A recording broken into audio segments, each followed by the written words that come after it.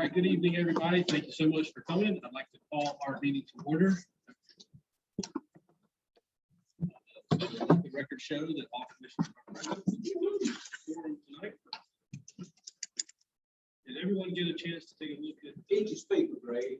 It's not working. Can't hear It's that? on, but it's not loud enough. How about now? There you go. Welcome, everybody. I have to change my voice with That's the your microphone. DJ voice. Yeah. All right, so did everyone get a chance to take a look at today's agenda? Yes. Do we have any additions, deletions, amendments? I just need a motion to approve. In a second. Motion. Second. All in favor, raise your right hand. The agenda is approved. All right, next up is, did everyone get a copy of the minutes from our August 25th meeting? I reviewed those. I did not see any issues with them. Good job. Does anyone have any amendments, deletions, changes? Need a motion and a second to approve those minutes. Motion to approve minutes. Second, all in favor? Those minutes are approved and submitted. All right. I don't believe we had anyone to sign up for our public comment session, but if there's anyone that would like, believe it or not, but if there's anyone that would like to speak, certainly would like to give you the opportunity at this time. All right, we'll move out of our public comment session. And next on our agenda, we have a special guest tonight from the South Carolina Forestry Commission to speak to us on different ways that we could protect our tree canopy within the town. And I'd like to introduce Mr. Russell Hubright. Got it. Perfect. And would like to give you the floor. All right, thanks, Katie. Sir? Yeah, this is a pretty efficient meeting. I like this, right? Just get right to the agenda thing. So I've got like an hour and a half now. No, sorry.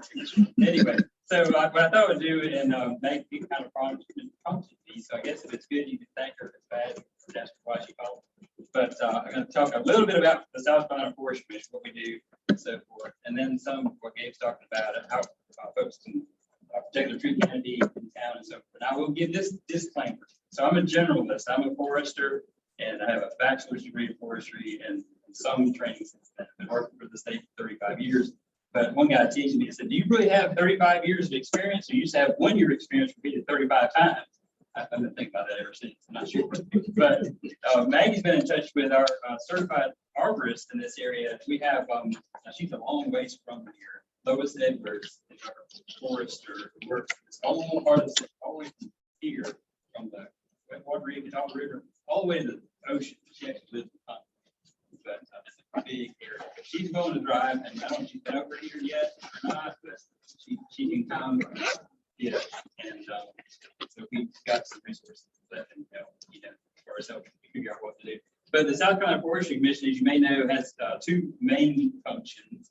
Probably the most famous is to put out wildfires, right? So I guess how many of y'all have seen one of our, we call it suppression unit bulldozer with the truck that hauls it? Probably. You know, when I talk to folks in big cities and stuff, they don't have a clue. They're tending to be red fire engine, which is good. I'm glad for them. And they put out a lot of fires, brush trucks and so forth like that before we even have to come. I mean, there's lots of them we don't even deal with. They take care of it. Very thankful.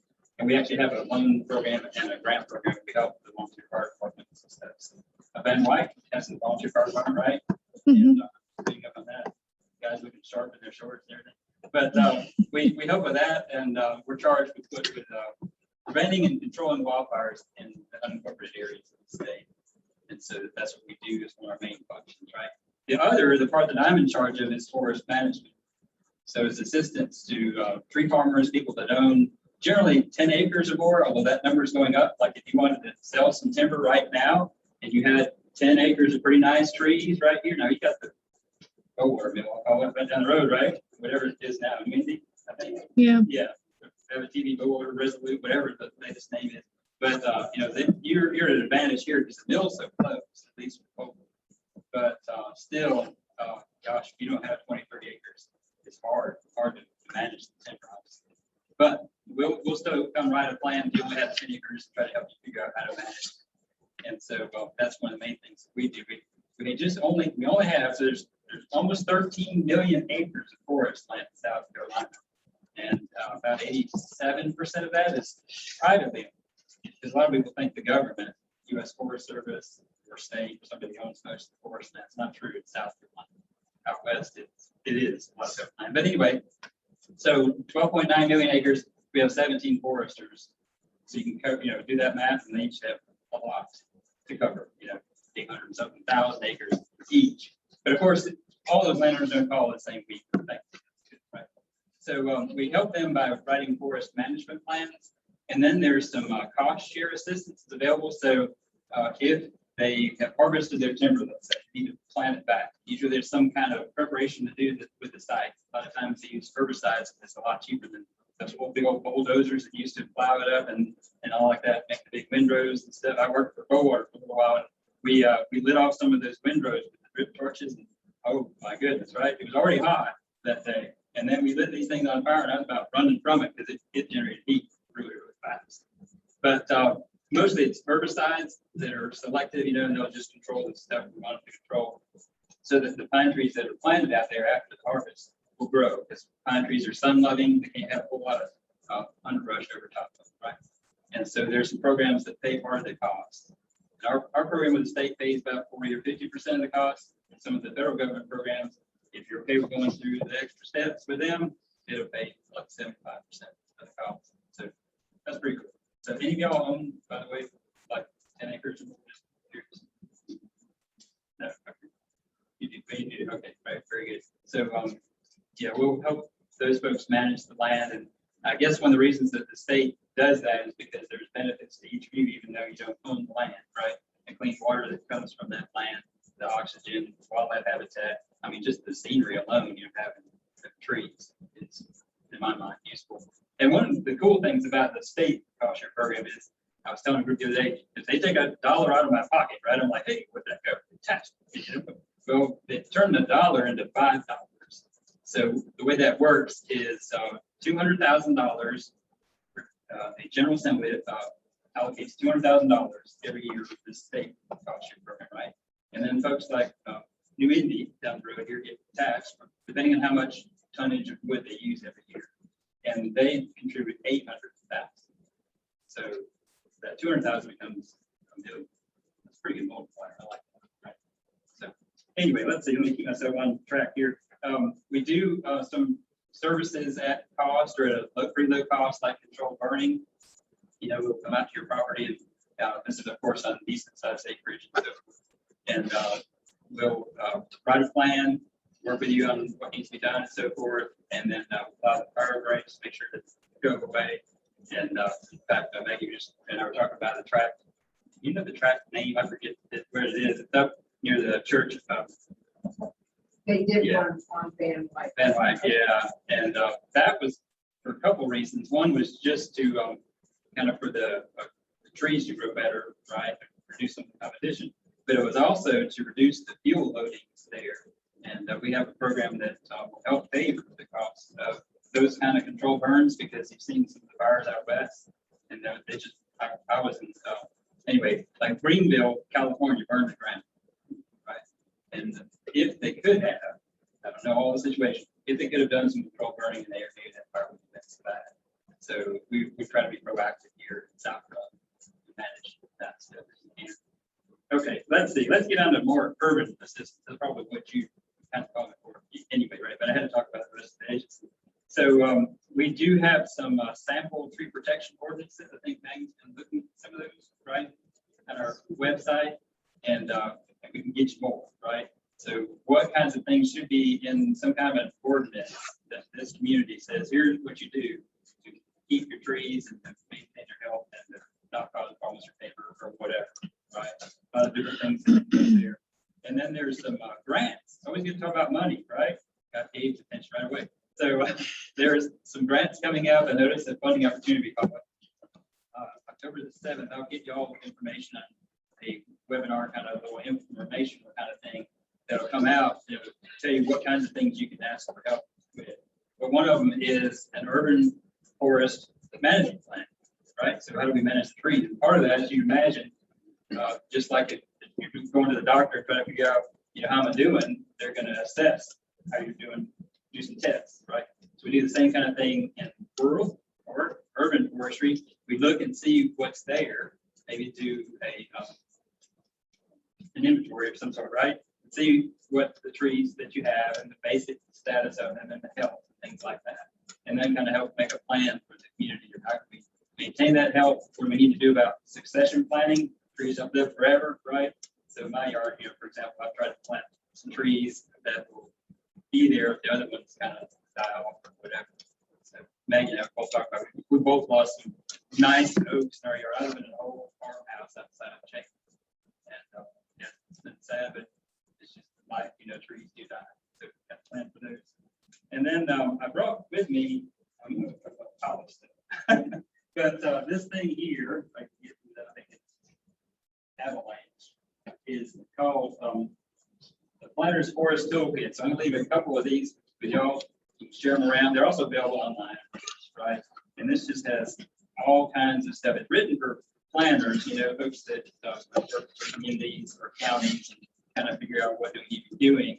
But there's a lot of stuff in here that would apply to the rest of y'all as well. So we'll have these, and I'll make sure that the website is publicized.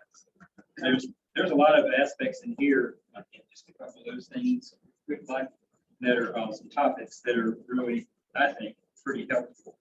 One of the topics I'm going to talk about very briefly is about rural forestry and why manage forests, and what about pests and things like that, right? That's good to talk about. Urban forest standards, how to protect trees during construction.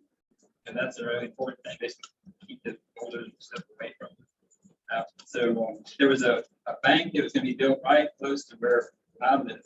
And as soon as they set up the further construction trailer, I ever talked to the general contractor guy, and I said, and he'd already put up, I think, fences around the tree, little plastic corner fence. And I said, you're going to make sure nobody parks right up against that, right? So, yeah, we're watching like a hawk, and he did. And it's a poster.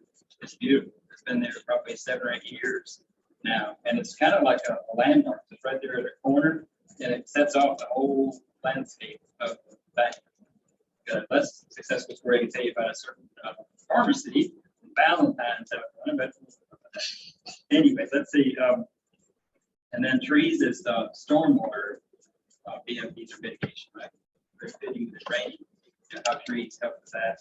It's just a lot of good stuff in there. He wanted to do following, like a tornado or ice storm or something like that. Area, how to get assistance and how to recover from it. So I'll leave some of these with you. You know what? While I'm yakking, I'm going to let y'all pass around these booklets. They're really designed for homeowners because used to be on two urban tree care books. And everything from getting the right tree established in the right place, right? So if you were smart, so you would know not to plant a bald cypress tree on top of a sand ridge, right? I mean, you could, it might survive, but that's not really where the best grow. So, appreciate that. And so, and there's less obvious ones. A lot of landscapers, not to speak to you about them, but they get used to planting the same kinds of trees. And you probably, well, tell me if you've heard of the Bradford pear family. Yep. Oh, yeah, you heard of that. Okay. And that's funny because there's been all kinds of craziness that's come from. We had a call 2 days ago, I guess it was, and this lady was very concerned because she thought that if she didn't cut down her Bradford pear in her yard, we were going to come write her a ticket. And I'm like, oh no, I'm not going to make a ticket for your Bradford pear. I'm sorry. And then this other lady that told me she didn't have much money, and she needed to fix her roof and all this other stuff. That's okay. And she said, I can afford to take down the Bradford pears right now. Man, if it's not like leading up toward your house and it's not really a threat, put that on the low priority, okay? You don't need to worry about it right now. So the Bradford Pear Bounty is just a program we partnered with Clemson University, and you may have seen Dr. David Coyle on one of the stations, right? WSBA. And he was talking to folks about Bradford pear is very invasive. And what happens is when the birds eat the seeds and then kind of poop them out, right? The the trees that come up, they're called a calorie pair, they're an offshoot of it, and they have thorns. In fact, I got one I did in my yard. Because down mowing grass would do that thing, grab me. But the bounty thing is, it's like if you take a picture of the bradford pear you cut down, you know, that's proof that you cut it down. And you go to Clemson, that like one day a year, they'll have some trees there for you to replace them with. But I talked with a guy from Florence, he's gonna go to Sumter, they're having the same thing, or might be having the same thing this fall, right? And he's gonna drive all the way from Florence. And I said, sir, okay, let me tell you, we're giving you about a $15 tree, all right? You know, it's a 5 gallon, it's about like this. And you can drive 44 miles, 45 miles from Florence to Sumter, and about 88 miles round trip. Unless you got a really economic car, I don't think it's worth that, right? Oh, yeah, so go to a nursery and buy a good quality tree. But that's an example of a tree that's non-native, you know, invasive, whatever you want to call it. It's not a good tree. So a lot of things to think about when you plant a tree, like what's the right tree to plant in the right place. I may have enough of these to get a big if you're interested. This one helps. If you pull that thing out, there's so much stuff in there. That one has a big long list of tree species. We find it right there, right? So I'm sure we got another. These are the South Carolina. Thank you. Yeah. Yeah. And that's the type of thing you would put a lot of stuff on the internet. But that guy right there is so much better in information. Yeah, I'll read it. How many different species there. Lots of them.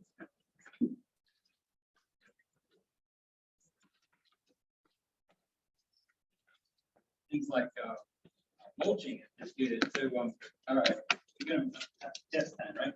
So you got a tree, right? You my rake, my legs, right? And I'm gonna put mulch out a good ways from it, probably a can now with the drip line, right? And I'm gonna bring it all up and have it probably about maybe 2.5, 3 feet up. That sounds pretty good. Yeah. Well, the problem is they call it volcano mulch. Have you seen that? And they'll just dump the mulch and it looks like a volcano, right? And stuff like that. And that's not natural, right? So your best thing, one thing I learned in forestry school, if you can figure out what nature would do and then just follow that process and then you do it a little bit faster, you're generally better off than doing something wacky. You're something you wouldn't see in nature, right? So what you see in nature, and right out there in the natural area, is the mulch. It's pretty much at the normal level. And so in fact, what we recommend is doing kind of a donut thing where you leave the air right around or fresh by a tree, void of mulch, just right around it, right? So you don't impact the bark of the tree. You get mold and all kinds of stuff right up against the tree. So you just a little bit and then kind of spread it out. So you see volcano mulch sometimes just kick around, spread it out. Somebody asked me what we do. I'm doing my duty. I said, yeah, right. Let's see what else. Some of this stuff I don't have a lot of knowledge on, like fertilizing. It depends on different things. One thing I do know about fertilizing is like eat potato chip. So if you eat potato chip, what do you got to do? Yeah, something to drink, but you get salty, right? So if you're going to put fertilizers like potato chips around the tree, you better water it. And then pruning. So a lot of people do, you know, they'll prune back either right up flush against the bark so these big old huge wounds, or they'll leave a knob sticking out right across the tree. And that is an infection site, right? So you want to cut basically where the color of the branch comes to the tree. So lots of stuff there we can kind of help you with. What else?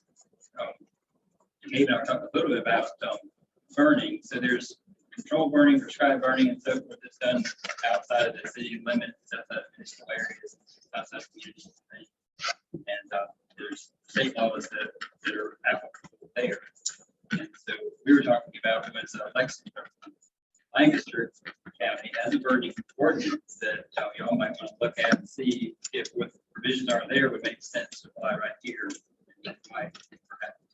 And then we also talked about the yard debris and folks calling that automated number for Lancaster County. That's great. I would recommend you Yes, folks do that. One of the things that it does, there's not a legal requirement inside of a municipality. But anyway, but. We do follow the Lancaster County ordinances. So that's great. Yeah. And if you do call that number, one of the benefits is that you might not be aware that it's a kind of a dangerous day, right? Like today is. But if it's been dry for a little while, you know, and you may not realize that it's going to be windy this afternoon, you know, 25% humidity or something like that. All that stuff might not click, you know, kind of generally speaking, but there might be some conditions you don't know about. And that thing will tell you, I don't know if you call it. I haven't, no. Yeah, it'll tell you the conditions in Lancaster County are okay, or something like that. You know, they tell you it's good, bad, or whatever, right? So if it's dangerous, they'll let you know. Like, I think on the high danger days, it'll suggest you put your first on. Which is good. That, I will tell you that yard debris complaints are something that our folks, we've called the county rangers, those guys and ladies with the truck, tank on the back, you know, that supervise those that on the bulldozers. So those folks, that's what they have to go and deal with a lot, and your local fire service. You know, and it's sometimes, I know this never happens in this community, right? The neighbor versus neighbor thing, they don't like it already. So then they burn a little pile of leaves and the smoke gets in their yard or whatever, you know what I'm saying? They've got to start mowing. Right? So many homeowners associations have, and there's a ordinance and stuff, prohibition against burning down. So my recommendation is if you say you can't do it, then make sure there's an alternative. And that would be it's mulching or recycling of the yard debris or, you know, something else. But what do I do with this stuff? That's right. So that'd be faster. But I just know it's wood. I don't have any wood, so sorry. You can go throw my wood. Where do you live? So, I did mention something about clear cutting, right? And so, funny little story. Maggie called the Forest Commission's Florence office, which was appropriate. That's the regional office, even though it's a long ways from here. But she looked up on the internet, I guess. How do I get a hold of these people? Florence office. Okay. Got a hold of this guy named James. Well, James kind of freaked out, and he called me. He said, "Oh, that lady, she hates clear cutting." Some people do. I don't like it to go free. And so I called her and I said, "What's the deal with this?" And she said, "We're just talking about like in neighborhoods and such. You know, if they're getting ready to do a development, I hate it when they cut all the trees, boulders, just make it nothing but red dirt everywhere." I'm with you. I don't like it either. It's nonsensical. And they're gonna try to plant trees back out there, call it, you know, Woodford or something. Yeah. Oak Hill. Where's those? Yeah. The funniest one I ever saw. Tommy, like the funniest one I ever saw was a mobile home park in Sumter, South Carolina. Actually, it was Wedgefield, South Carolina. It was a field. No lie. It was called Hidden Oaks. There he is. They were. Yeah, right. What the heck? So, yeah. So basically, and you may know this, so I apologize if you already do. As I mentioned, pine trees are sun loving, right? So the reason that we do a final harvest, or a lot of times regeneration harvest in a rural area, right, not in town, is because the trees need the sunlight to grow. In fact, have to control some of the brush that I mentioned earlier, otherwise they grow them. And you may wonder why we plant them. They grow so fast, they're native, and then we are managing some hardwoods as well. And hardwoods are kind of cool because they have such a great root system that if you cut them, they'll generally come back from the root. Cut pine trees and then drop them back. Probably need to ask about questions and then just yeah. Jim, question? No, I think what the town is looking for how we can partner with the forestry commissions. Ordinances where vendors come in. Yeah. And to prevent this clear cut. Right. There's some good practices that the books to kind of protect what can we have. Right. And I don't have a lot of detail knowledge on that, but there's tree protection practices that are established. Which is a good place to start. My friend Lois, you know, that's doing good practice. On that, yeah, it's that balance, I guess, where you don't make it so restrictive. Nobody ever comes here. Like that. I don't know. too, I guess. If you want folks that have reasonable goals, to be able to build a house or something, right? Not having so restrictions they can't do anything. But then again, you don't want it to be just a free home. Yeah. 703 acres, whatever it is. Question. Some of the family towns that you work with, speaking loud at first. I guess one of the concerns that several of the councils were brought up, what is the implementation of that? Will be enforcement of that? That's What do we need to have in Yeah. place? I can give you a real life example that's not going to make you feel happy. I'm sorry, but because what you're saying is right. It's spot on. Is what is enforcement and how you make it? I don't know the right answer. How you make it tough enough for the developer kind of says, okay, I must do this, and that's where we can get you, especially you've I think done a good job with some of that. Charles, maybe to some extent. But okay, so the example. Our church, where I live just outside of Chapin, is going to build a new building, right? I'm pretty excited about it. And I met and looked at the property and everything, and I kind of grinned. They're going to have to cut some trees down that I knew would never, in my lifetime, grow back. I think it was a forester, and they were pretty rid. And so then they got excited because they were going to be able to pave the parking lot. I was fine with the parking lot. I knew it's important. They were so excited about that rough part, and then they had to go retention, right? And then, I mean, I still to this day, right? The house, the building's been there for 2 years, I guess, and they have these Chinese elms in the park, and they're like 3 inches in diameter, maybe 15 feet tall. There's like 6 of them. Where there were all these pretty native southern red oaks. Hickory, no, the parking lot was 5 trees in it. It just hurt the heart. I'm like, but they followed the Richmond County Tree Protection Ordinance. And it was, so there's some ordinances you'll find that aren't the best. The other thing that the Richmond County Ordinance doesn't speak too badly of them, you do what you can. Right? They require these strips that you retain along the property. On the road. I drive past one every day. And over the years, I've watched the trees fall on the road. It's stripped of blacking, and they're like 30 feet wide. Trees were used to that much wind coming at them, or that much whatever.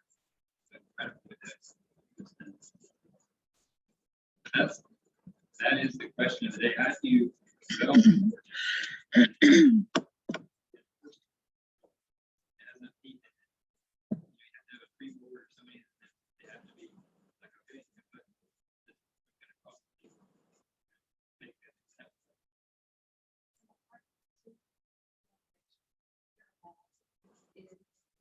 You've got individual homeowners.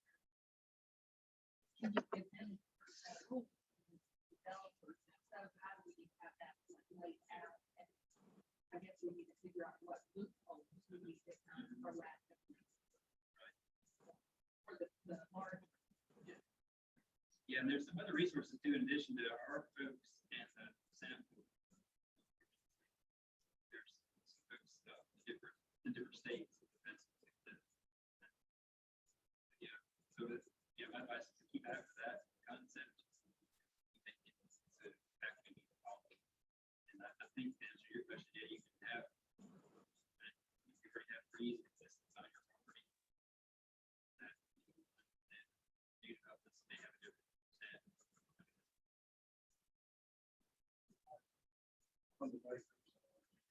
Yes.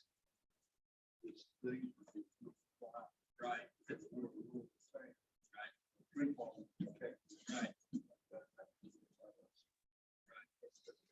Yeah, that's a very good. Glad you made that. Thing I talked about. So clear cutting is what I call it, and the tree farm situation, whatever that's worded, make sure everyone knows what you're talking about. Yeah, that's not impacted by that tree protection. That would be the step. And somebody that needs to be a pasture, whatever, what they may have to take trees down. If you don't mind, I would jump in and answer.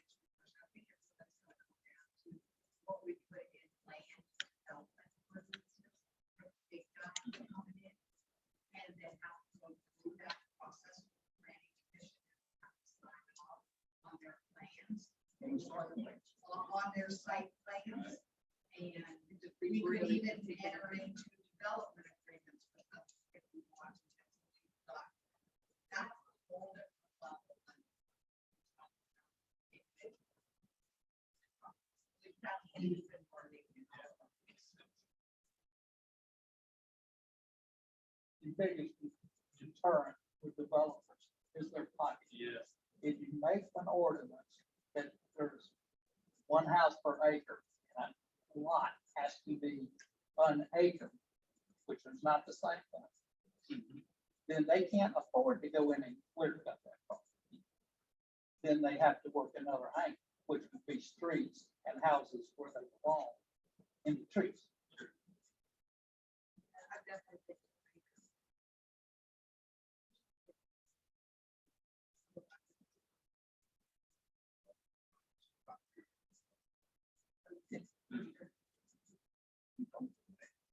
Yeah, it's crazy. I live across the road from a very nice development.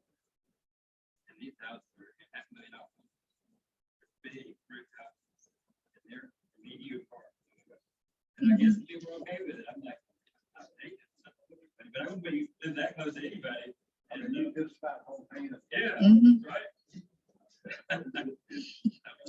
Yeah, Yeah, that's the good joke. if they're $1 million houses, they build them like that in Charlotte and North Charlotte all the time.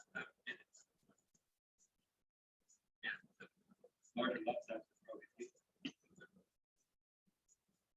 I think that's what makes this town unique, is the large lot size, the kind of rural aspect. You move here for that, so you don't want to store it. See how far along. Right, yeah. I got a question. Do you know anything about the discounted tree seedlings for South Carolina landowners? Could you talk about that? Yeah, so if we find seedlings from what used to be the South Carolina Forestry Commission's nursery, but then we consolidated one that's near. Arborgen? What's that? Is that Arborgen? Arborgen now runs the nursery for us. We still own the dirt, but they run the nursery, and they, you gotta, it's like when you reserve a hotel, you say certain things, that's your rate. We get up every day. For these guys, like I said, you basically call and ask for the South Carolina land rate, because you will spend, I think an average little lot molly pine seedling is a year old is about $70 a thousand. Mhm. But if you buy an origin rate, something. Mhm. Yeah.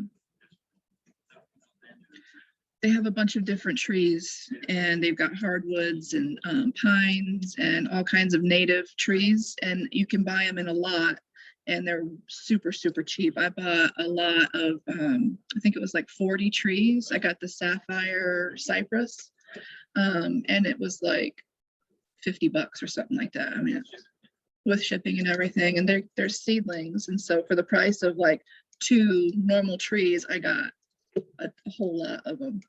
And so there's a bunch of different ones too. But, Mhm. It is, yeah. Is it? What's the name of the place you said? Arborgen. But if you just go to South Carolina Forestry Commission, that they have the tree planting there, and that's right there. Mhm. And they're shipping now in fall. Probably start lifting the seedlings out of the beds in mid-November. Mhm. Mhm. Yeah, it's a good deal. Yeah, I've got 7 acres and I needed a ton of trees for like a fence area to block my neighbor a little bit. In 5 years, I'll have it done for $50.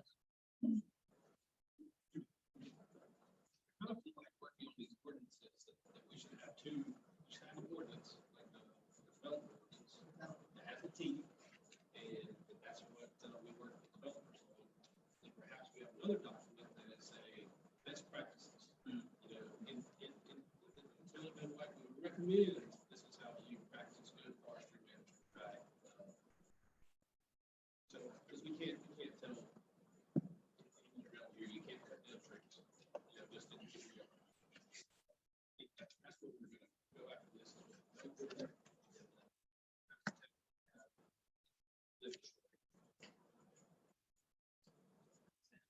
Did anyone in the audience have any questions for Russell? You know, that program where you go in and take the code, fire breaks, old roads, establish. Yeah. I'm sure, I'm glad you mentioned that too. So we do the controlled burning, but I failed to mention that we do carbon plowing even if you don't want to burn. You go came through, the last one came through, and brought those wagons. Right. But yeah, Cleaned it up where you could actually use it. Fire break. right. So that's something they did probably 3 miles. So that, he's referring to a special program after Hurricane Hugo, and we had some federal funding. So that was at no cost to the landowner. But the bulldozer work that we do now is really not very expensive. Your price for it goes it's $85 an hour. So, But it still moves like the old road. you know, yeah, look with those burger very. When you say fire break, I don't know exactly what that's. So it's normally it's a kind of little ditch thing. There's a plow on the back of the bulldozer that cuts the furrow, maybe a big wide. But talk nice to the operator, and may come back with their blade and smooth it out. We got to do that a lot more routinely. We used to, this is crazy. Used to, the bulldozers didn't even have a blade. I just had a walker. But it went over stuff. So now they have a 6-blade blade. When I ran one a little bit, I like the V blade on the front because that's it better. If I didn't hit it straight on, it was gonna bounce off. And those actually were good too. We plow up the fire break, and you put the blade down, it was automatically on. The operator down there's a good blade. So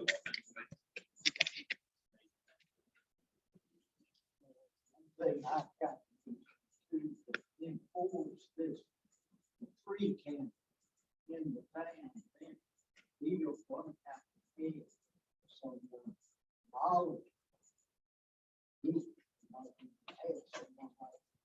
Said people can to go in there and enforce where you can tell them what cut down, what can't cut down, what they complain. You still packing your gun.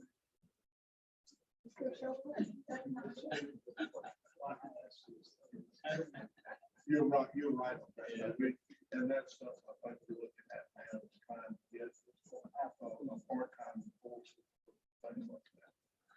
Well, when we do the site plan, we would have, So one of the things that the South Carolina Forestry Commission offers and others is the town, depending upon the development, could hire an arborist that would come and be part of the site planning because you want somebody with that knowledge. And they need to be less of the certified arborist. So we talked about that is a resource that we need to have.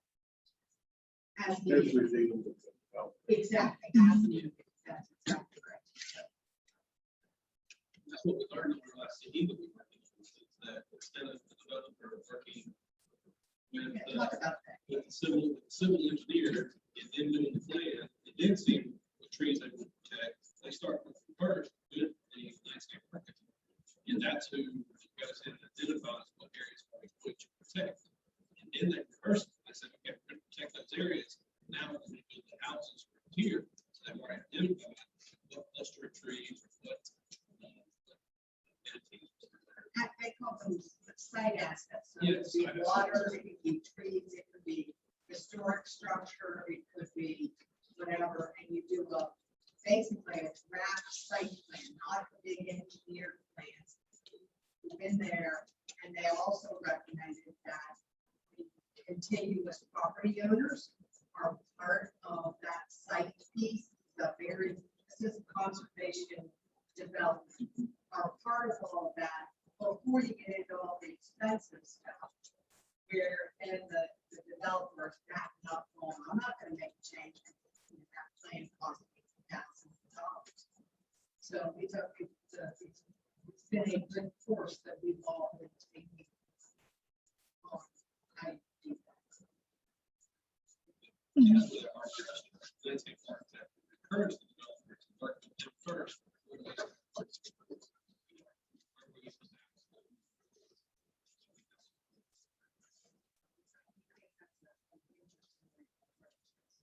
The other aspect that's probably really related to that is great infrastructure planning. I don't know if we've talked about that any, but if you think about gray infrastructure being your sewer lines and your roads and all that kind of stuff.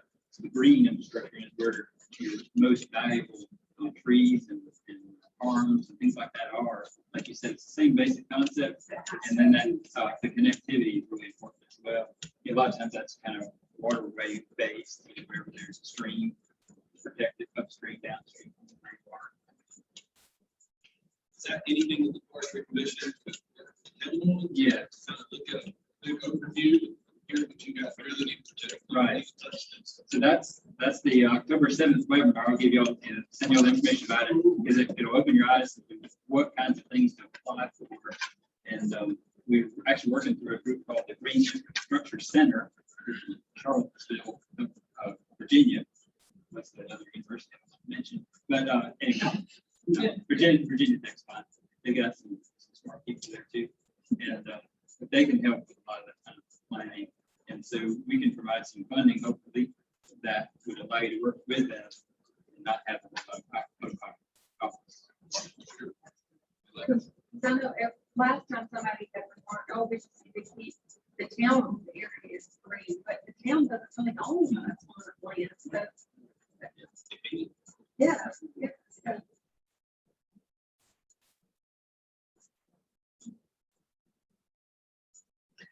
So, Maggie, did you want to go through your slides at all? What we have is the, last year, last meeting, input, we did worksheet, 2 days input. We compiled all that information, and I am happy to share it with all of you. 16 people turned in the worksheet, so I'm very proud of the group. Did y'all send them out to the community as a whole? What we're going Put to us do back is, at the post office. what we're going to do is share all of this in the newsletter. Newsletter, so we can share all of the data, but I'm happy to lunch with the public tonight. Okay, all right, last one, we go. This is exactly the same presentation we saw last time. Can we try and make it bigger? Yeah. Yeah, It's a PDF. I also sent you. Oh, you did? While she's looking it up, Russell, could you comment just 1 minute? What would you say to the naysayers who say, we don't need to do this? How should we address anyone that has objections to trying to protect tree canopy? That's probably where I should start it. But yeah. So if you care, That's what I'm. right? Yeah, if a person cares about the someone, Bob, I think, talking about the culture of the community, right? And the trees are a very important part of the culture of the community. I mean, you think about this place without the tree, it would not be a tenth of what it is, right? So that's probably number one. And then secondly is the what we call the ecosystem benefits, right? So you hear about clean water, people do, right? You hear about wildlife habitat, you hear about having your soil where it doesn't wash down to the ocean, that kind of thing. Then you need trees. Grass will do something, but trees do better if they intercept, this rain, the hard rain, the leaves will catch a lot of whatever is around the roots hold it in play. Right? And then the oxygen one I'm wondering about, because grass produces oxygen too, right? The trees do produce oxygen stuff, but then there's the wildlife habitat, which also can help with the air. So trees make a community much more livable. So you see, especially think about a city or something, moves the hard pavement, and they try to get some trees in there or something. certain back parts of Lancaster get to, it's like, just drive through this place as soon as I can, as quick as I can, just rough, bank it, hardly tree. And you get parts of that community, and it's like, not, it's cooler in the summertime, it's pretty in the fall. And it's just, the trees are kind of irreplaceable. That- The problem I see is on the street, backyards, like the trees just run wild back there. And that is a good 5-6 degrees. Right. Some temperature different from that. I wish my fan blew out in the back. out in the front. But yeah, thanks, Dave. That is pretty good. Yeah. Yeah. Okay, I think we, this is the same intro slide. We click the next one, which is the agenda.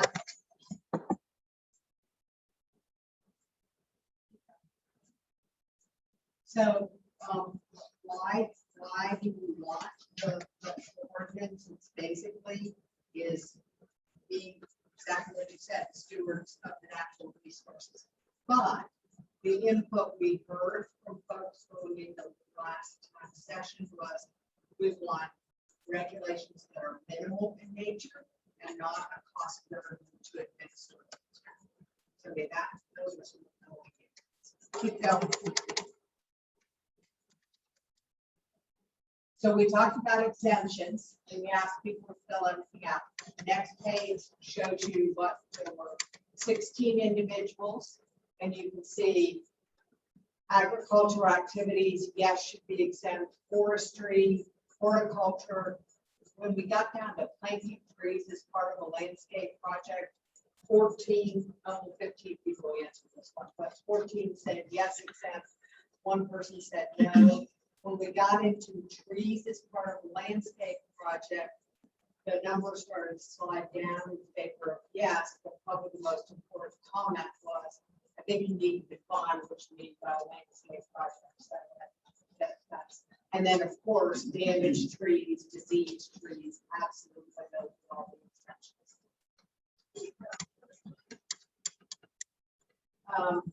Keep going over.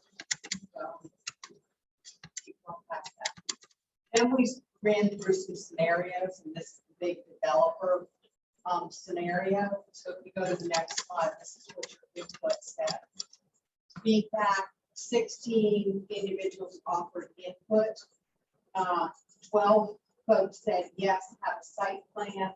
One person said no, not a site plan. So second scenario. That's it here. Scenario 2. Was a home, someone wanting to have a 3-acre lot, not part of any subdivision, should they be exempt from a site plan or should we require it? And as you can see, we were very split on this one. Yeah, and then someone offered, should the cutoff be 1 acre or less? Not one section. So, yeah, this one is one of those. There shouldn't be a.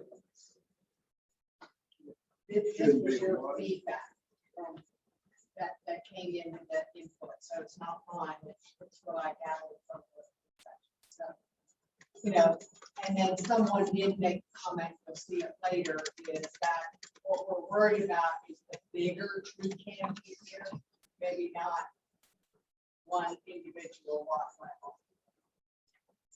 This is the third scenario, which is someone is planning to install an outbuilding, parking area, playground. And again, we asked the same question, exempt from site plan and required, and majority said do not require site plan. And this is exactly what we asked folks to do.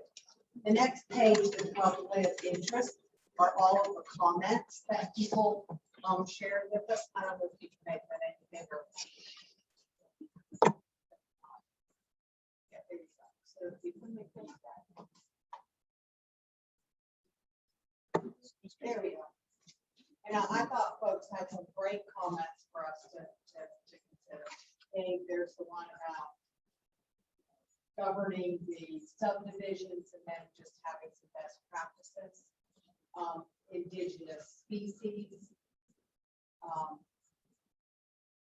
clustering and undisturbed in the regulation around trees. We got a comment about grandfathering all property prior to the planning commission.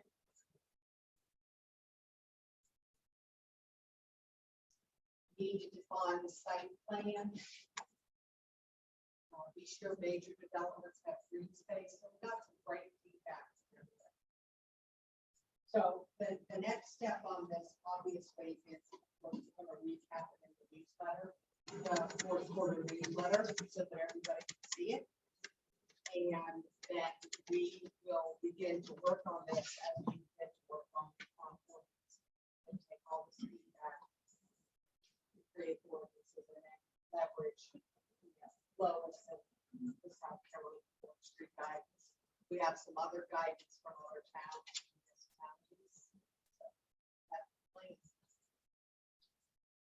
Just so everyone knows, this tree ordinance will be part of our UDO.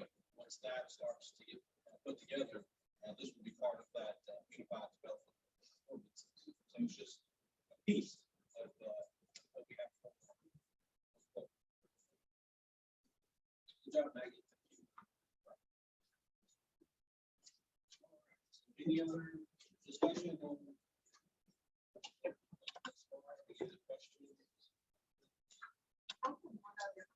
One thing, I think you guys are really kind of looking at other towns that have done this and, kind of looking at their plans.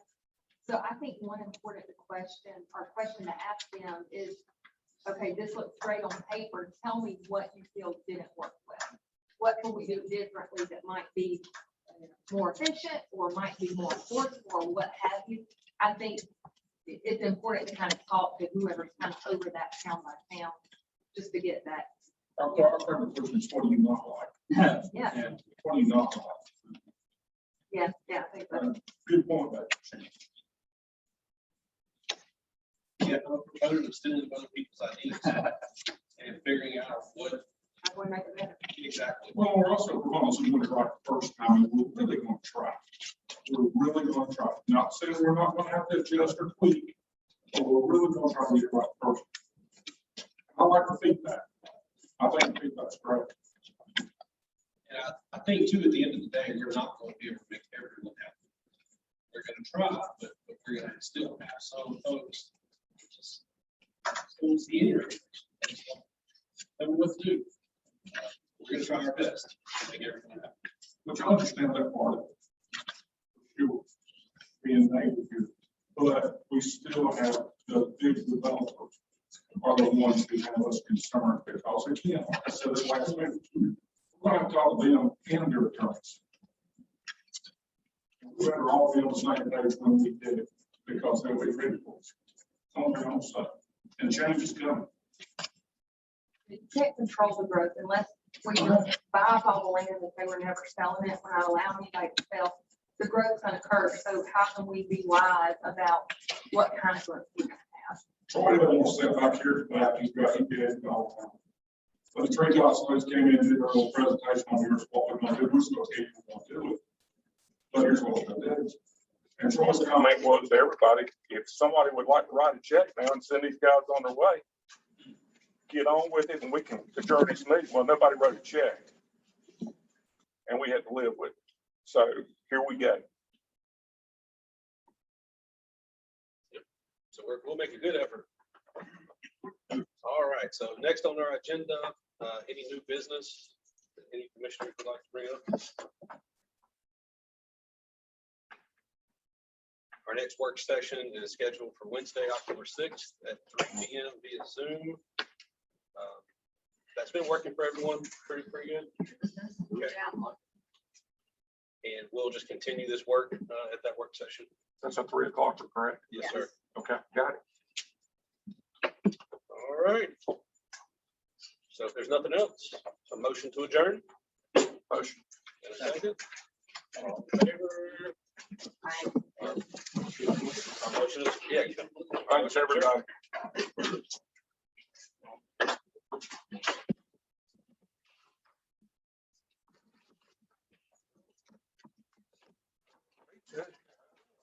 This is